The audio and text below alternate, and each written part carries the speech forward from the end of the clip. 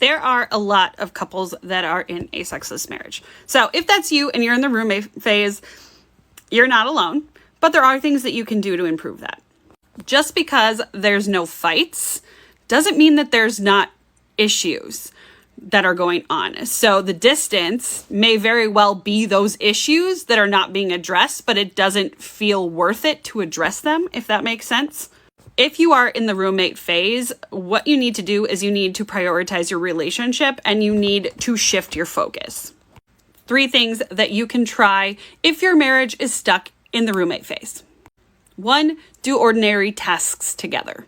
Things that you wouldn't usually do together, like grocery shopping. I know it's not the funnest thing in the world, but doing stuff together, spending more quality time is going to help with that distance.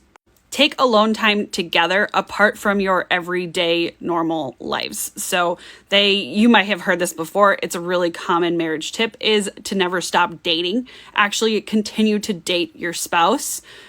Take them on dates, dress up, spend time together, do a cooking class, take a dance class, something like that that is going to bring you together that is outside of your normal everyday setting.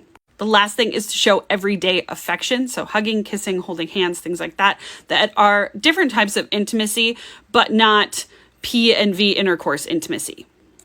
To be honest, the roommate phase is when a married couple is still bonded, but they're no longer connected. So the goal is to get you back connected.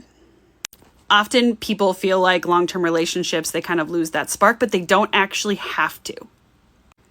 Some couples are okay with being in the roommate phase. They're okay living in a sexless marriage, and that's perfectly fine, whatever works for you. But if that is not what you want to be in, there are ways to break out of the roommate phase.